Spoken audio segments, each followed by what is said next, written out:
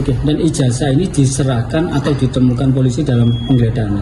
Pada saat kita lakukan penggeledahan hanya beberapa ijazah yang kita temukan, kemudian ini diserahkan oleh yang bersangkutan. Kita pun kemudian menyerahkan langsung kepada penyidik 108 ijazah yang ada di saudara CD. Dan yang diserahkan ini disembunyikan di mana?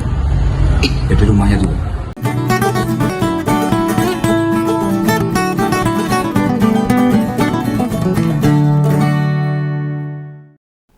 Ya, di episode ini Om Begawan kembali lagi-lagi akan mengangkat soal ijazah. Meski topik sekarang nggak ada urusannya sama Jokowi, ijazah palsu Jokowi. Yang mau kita kupas ya ini tentang penahanan ijazah yang dilakukan seorang pengusaha Surabaya. Bila kita mau jujur loh, ini si Zanha Diana ini. Owner Sentosa Sil ini beneran dua-blek keras kepala. Bukan hanya itu, namun juga arogan. Wah, ini perempuan yang arogan sekali ini. Mempersulit rakyat ini. Bukan hanya itu, namun juga melihat karakternya yang ditunjukkan. Harusnya Gubernur Jawa Timur itu turun tangan. Hal-hal yang menyangkut kehidupan rakyat. Dan tidak satu dua. Lah si Janha ini selalu merasa benar dan melawan siapapun. Tidak hanya sama Wakil Wali Kota Surabaya Pak Armuji loh. Hingga ngadepi Wamenaker Bung Noel. Dia berani melotot-lotot. Dulu ngakunya bukan dia yang minta jenazah. Oh kok jenazah? Kok jenazah? Ijazah. Ternyata dia nyimpan 108 ijazah. Wah beneran parah nih. Dan ratusan ijazah itu ditemukan di rumahnya. Wow, kalau salah satu ijazah saya, wah, habis. Tak keruas ini orang ini. Wah. Kasihan ini orang-orang yang ditahan ijazahnya. Nah dengan situasi yang ada, ratusan ijazah yang di rumah si pengusaha. Bukan berarti para karyawan diragukan ijazahnya enggak. Atau itu ijazah palsu. Enggak lah. Lu ngapain rakyat kecil nyita ijazah palsu? Wes genah orang kepikiran. Polisi juga tak perlu meng-cross check pada penerbit ijazah. Itu orisinal apa enggak perlu. Yang perlu gendang dikembalikan saja kepada para pemiliknya. Nah, suami istri pengusaha Surabaya harus dikenakan hukum yang setimpal. Hukum seberat-beratnya ini. Sudah ngerekasa ke 108 orang. Kurang ajar nih buat saya ini. Yang jadi pertanyaan di perkara Janha Diana, kok bisa-bisanya gubernur nggak menekan pengusaha perempuan ini sebelumnya? Padahal sudah banyak orang karyawan atau buruh yang kerja di situ. Ngaku ijazahnya ditahan. Bu Kofifa malah memerintahkan agar Dinas Pendidikan Provinsi menerbitkan ijazah pengganti. Lah konyol itu. Cara membuat keputusan bekas Menteri Sosial ini hanya golek penake dhewe. Ada apa ini dengan pengusaha ini? Gubernur ini? Apa ada hubungannya antara Bu Kofifa sama Zanha ini? Coba kalau akhirnya begini, gimana Bu? Om Begawan prihatin banget. Rakyat Jawa Timur punya kepala daerah, malah nyari gampangnya saja. Nek mau ngebela rakyat ya jangan tanggung-tanggung. Dibres sekalian. Wong sejak disidak sama Wakil Wali Kota, perusahaannya disegel, didatangi Wakil Wali Kota, damping Wakil Menteri, ngeyel terus merasa benar, keras kepala. Maunya apa dia? Sampai saking emosinya, Bung Noel gebrak meja. Yo panggah nolak tudingan ijazah karyawannya. Kalau dia yang simpan, menolak dengan tuduhan ini. Kenyataannya, ini kan penipuan itu namanya. Ada 108 ijazah yang disimpan di rumahnya. Lu ditanya perkara ijazah, wani mengelak. Lah kalau sudah terbongkar begini, apa nggak ada perasaan gregeten rakyat ini sama Zanha ini? Wong kok kaya ngono kelakuane takne wae gubernur ini. Walau sudah ditangani polisi, Zanha dan suami ditahan polisi. Didatangi saja tuh ke tempat penahannya. Tanya tuh mengapa dia berbohong. Pengen ngerti aku apa jawabannya. Yo yang tanya itu wakil wali kota loh, wakil menteri. Bisa berbohong. Kalau yang tanya saya berbohong nggak apa-apa. Kalau membohongi pemimpin rakyat kan membohongi rakyat sak Surabaya itu. Dan setelah digeledah sama polisi di rumahnya ditemukan 108 ijazah. Dicek juga yang paling lama. Itu wis berapa tahun. Bukovifah bisa fasilitasi para pemilik ijazah di sebuah pertemuan, minta mereka bercerita. Kumpulkan mereka, Bu, orang golek gampangnya tok dadi gubernur gaji rakyat tok. Gimana perusahaan itu beroperasi? Biar pengakuan para karyawan yang ijazahnya ditahan jadi fakta yang memberatkan. Tawarkan juga tuh dengan adanya bukti. Ijazah buruh ditahan. Apakah mereka mau nuntut apa tidak? Tuntut aja nggak apa-apa. Kerugian material dan imaterial. Anda jawabannya mau nuntut atas kerugian material dan imaterial. Pemprov sediakan pengacara. Harus itu. Lo wajar banget loh karyawan merasa punya kerugian sebab sulit nyari kerjaan lain. Disebabkan ijazahnya ditahan oleh perusahaan. Sing racek ini. Itu bisa dihitung tuh jumlah rugi material sama imaterial. Dukungan serta support Pemprov akan jadi pembelajaran buat perusahaan lain. Biar orang aneh-aneh. Yang masih nahan ijazah itu buat segera dikembalikan ke karyawan. Mestinya si rakyat yang dirugikan dibantu diringankan oleh pemerintah. Setidaknya sebagai bentuk perhatian dari pemerintah provinsi. Bukan terus merasa malah masalahnya rampung dewe. Nggak malu sama Kang Demul di Jawa Barat itu.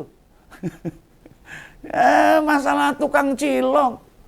Sopir truk dia bisa nyelesain. Wah, ini masalahnya genting. Nah, gimana? Jangan sampai gubernur beranggapan masalah ini bisa selesai mergo ijazah wis sudah diketemukan. Lah nek gini coba apa enggak bikin nama Bukovifah jadi terkesan negatif. Ora iso mimpin itu. Di sisi lain pengusaha ini juga bermasalah waktu ngebangun rumahnya. Dia juga dituntut oleh kontraktor pembangunan rumah. Hah? Berarti ya padha wae nih. Ini pengusaha ruwet ini. Di saat kita diperlihatkan beberapa kepala daerah lain yang berani bersikap tegas. Dijateng sama dijatim. Ngomong dadu. Gak kereng alias pasang badan buat rakyat untuk gembelain rakyat. Lu melihat cara kepemimpinan ketua muslimat NU ini, Begawan mesti sampaikan pada warga Jatim. Nasibnya sama kayak Begawan di Jawa Tengah. Dan setelah muncul kabar penahanan ijazah oleh perusahaan si Janhua ini, kan muncul juga kasus yang serupa di berbagai daerah, di wilayah. Nah, Pak Menteri Tenaga Kerja kemudian sudah memutuskan perusahaan nggak boleh menahan ijazah karyawannya. Loh, semestinya sikap Bukovifah malah membela para buruhnya, no.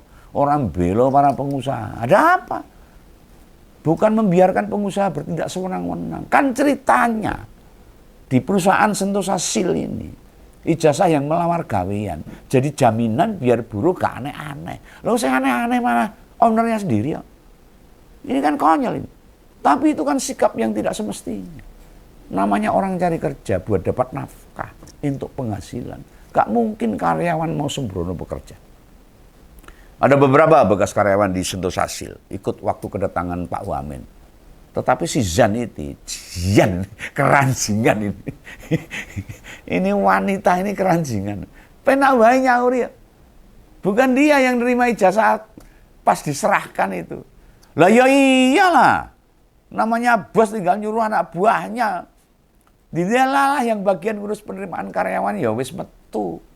Sudah tidak jadi karyawan. Lah situasi ini kemudian dipakai Zanhua untuk menghindar. Kenyataannya ijazah-ijazah asli itu tidak ditaruh di perusahaan melainkan di rumah pribadinya. Kurang ajar dah ini. Pengusaha kayak gini tuh nganyel gitu. Dan bikin nama pengusaha yang baik jadi ikut-ikutan terbawa. Hah? Sebagai gubernur Jawa Timur, idealnya kan membantu pemerintah kota. Ikut menuntaskan masalah ini. Bukan malah cuek bebek lalu nyari jalan yang mudah menerbitkan ijazah baru. Oh enak men. Loh, ada cara Bukovifah ini diteruskan. Jadi presiden buruk cara menyelesaikan masalahnya. Sebagai pemimpin loh. Malah menimbulkan masalah baru. Hah? Dan solusi itu bisa ditiru sama pengusaha-pengusaha lainnya. Malah menular terus dicontoh banyak kepala daerah lain. Masa iya para karyawan atau bekas karyawan rela berbohong tentang penahanan ijazah? Belum lagi nek mau ngambil ijazah di Janhua ini, malah disuruh bayar ganti rugi. Dengan nominal jutaan, ini pemerasan ini. Itu menyandera berarti. Sikap pengusaha Sentosa Steel ini bukan sikap yang baik, ini kriminal ini. Lo mau bagaimanapun keberadaan karyawan, kan dia membantu pengusaha mendapatkan keuntungan. Memang karyawan nggak ikut naruh modal, nggak mikir manajemen, nggak nyari pinjaman ke bank buat nambah investasi. Bukan berarti mereka kemudian bisa ditindas semuanya sendiri. Karyawan mestinya dianggap salah satu aset, kolega, kawan, seiring, dan harus diperlakukan dengan baik. Nah, dari berbagai pengakuan karyawan maupun mantan karyawan di Surabaya itu, seharusnya gubernur melakukan tindakan tegas, setegas-tegasnya. Mendorong mereka yang ijazahnya ditahan, didampingi buat lapor polisi. Bila perlu, diminta menggugat si pengusaha. Pekannya pengacaranya disediakan sama Pemprov. Ini Begawan yang ngerti, keberadaan pengusaha itu penting.